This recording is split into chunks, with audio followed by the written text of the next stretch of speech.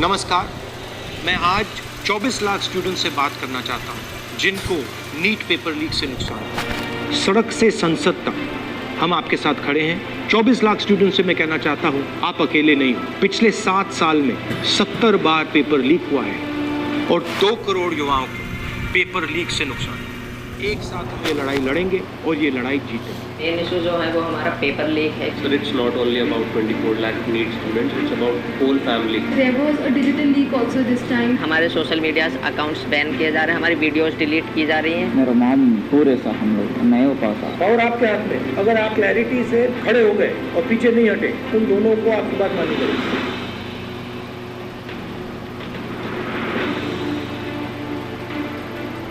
So we all have come here to talk about NEET exam. We all gave NEET 2024 exam, and most of us are 620 plus about who are sitting in this room. Last year 610 was the cutoff. बाकी cutoff 657 पहुंच गई है.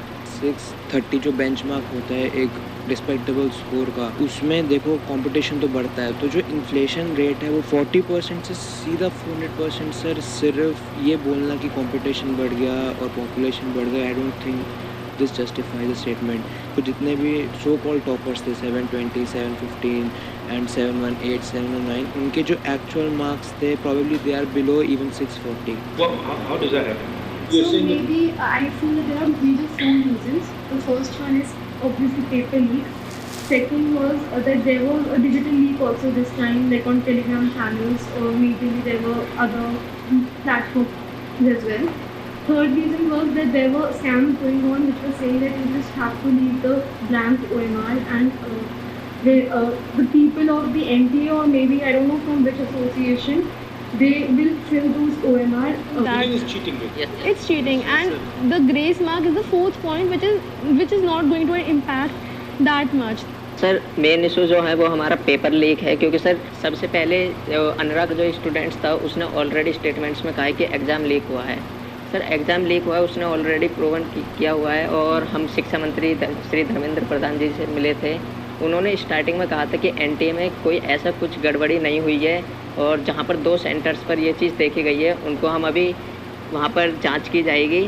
और हमने मांगे रखी थी कि रीनीट होना चाहिए और सीबीआई जांच होनी चाहिए, बट उन्होंने सीधा जो आंसर दिया था वो दिया था कि सब चीज़ हम सुप्रीम कोर्ट की मानेंगे, जो सुप्रीम कोर्ट फैसला करेगा वही माने। बट सर सुप्रीम कोर्ट ने डायरेक्ट जितने भी केसेस हम PIL डाल रहे हैं लोग इस चीज़ के ऊपर, डायरेक्ट जितने भी फैसले हैं वो सारे 8 जुलाई को दिए जाएंगे। बट उससे पहले स्टूडेंट्स पर इतना स्ट्रेस बढ़ रहा है, इतना प्रेशर पड़ रहा है। सर हमारे पेरेंट्स भी इस चीज़ से दुखी हैं कि बच्चा मतलब इतने मार्क्स ला रहा है कि वो एलिजिबल है हर साल के अकॉर्डिंग। बस मेन जो डिस्टर्बेंस हुई है इस एग्ज़ाम में वो है एक तो पेपर लीक, और दूसरी जो स्टूडेंट्स जो NTA ने ग्रेस मार्क्स दिए वो तो एक छोटा सा उन्होंने ग्रेस मार्क्स दिए वो अपने पेपर लीक को छुपाने के लिए। सर इतने दिन से आपको पता है कि गर्मी कितनी है, कुछ लोग गर्मी से मर भी रहे हैं, लेकिन सर हम स्टूडेंट्स और हमारे पेरेंट्स रोड्स पर इतनी गर्मी में सर लड़ रहे हैं इंसाफ के लिए, लेकिन सर हमारे लिए कोई भी कार्रवाई नहीं कर रहे हैं, ना ही हमारे इंसाफ के लिए कोई कार्रवाई कर रहे हैं, क्योंकि सर हमारे सोशल मीडिया अकाउंट्स बैन किए जा रहे हैं, हमारी वीडियोस डिलीट की जा रही हैं। हम अपने लिए आवाज़ उठा रहे हैं, उनसे रिलेटेड जितने वीडियोस सर कोई भी गलत कंटेंट नहीं है, हम सिर्फ आवाज़ उठा रहे हैं अपने इंसाफ के लिए। उसमें सर हमारे जो सोशल मीडिया अकाउंट है या यूट्यूब अकाउंट है उनको डिलीट किया जा रहा है, बंद किया जा रहा है। 1 day of the whole year, तो वो हमारा दिन डिसाइड करेगा कि हम डॉक्टर बन रहे हैं कि नहीं। मेरा पापा नहीं है सर, डैड नहीं है, मर गया। तो मेरा मम्मी अकेली है सर। सर मैं 2 साल ड्रॉप लिया सर। 2 साल में मेरे को स्टडी नहीं हो पा रहा सर।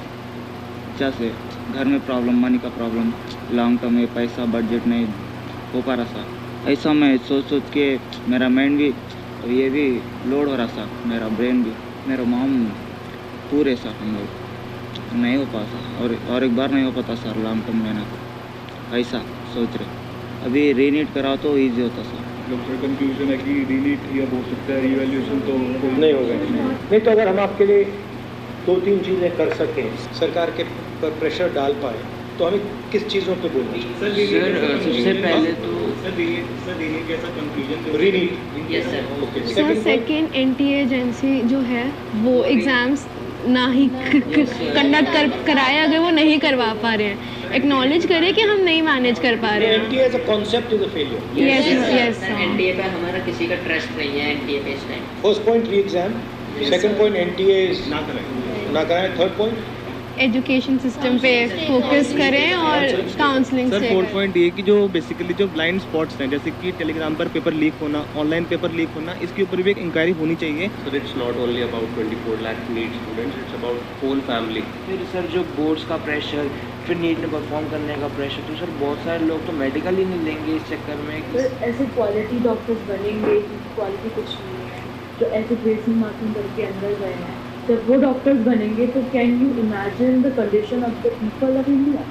आपको क्या लगेगा, आप अगर कोई ऑपरेशन करवाने जाएगा क्या वो वापस लौट के आ पाएगा? हमारे पास इतने सारे केसेस होते हैं, मतलब हमारे पास नोन में कि भाई किसी को और का पेशेंट उसका स्टेंडन है, उसका इंटेस्टाइन निकलवा दिया, उसका किडनी निकलवा दिया। सर ऐसे केसेस, ऐसी सिकनेस हैपनिंग जितनी बढ़ जाएंगी we can not imagine. Sir जो ये रीनेट का कॉन्सेप्ट है और जो ये रीनेट का कंक्लूजन है, ये बेसिकली दो ही बॉडीज़ हैं इंडिया में जो इसकी पावर रखती हैं। First of all supreme court, जिसमें हम अभी काफ़ी ज़्यादा डिपेंडेंसी शो कर रहे हैं, and the second ministry of education. Ministry of education ने यूजीसी नेट का एग्ज़ाम भी कैंसिल किया और उसके अंदर लाइक 1 डे के अंदर उन्होंने एग्ज़ाम कैंसिल कर दिया। एक्चुअली ये दोनों ने इसलिए किया है क्योंकि पॉलिटिकल प्रेशर है, यस क्योंकि आप लोग मतलब चुप नहीं बैठे हो। यस सर, वो दोनों इंस्टीट्यूशंस निर्णय जब लेंगे जब आप प्रेशर डालेंगे। यस सर, अगर आपने ठीक से प्रेशर डाला और आप पीछे नहीं हटिए और अगर आप काफ़ी स्टूडेंट्स आ जाएंगे तो वो दोनों इंस्टीट्यूशन इसको कैंसिल करो। पावर ना कोर्ट के हाथ में है ना मिनिस्ट्री के हाथ में है, पावर आपके हाथ में है। अगर आपने क्लैरिटी से खड़े हो गए और पीछे नहीं हटे, उन दोनों को आपकी बात माननी पड़ेगी। ठीक है, थैंक यू। आपका जो एस्पिरेशन है, आपका जो विजन है, इसी से देश का विजन बनेगा, इसी से देश की प्रगति होगी। अगर सरकार आपकी रक्षा नहीं कर सकती है तो ऑपोजिशन आपकी रक्षा करे। ये जो आपका मुद्दा है, इसको मैं पर्सनली संसद में आके उठाऊंगा और पूरा का पूरा दबाव हम सरकार पर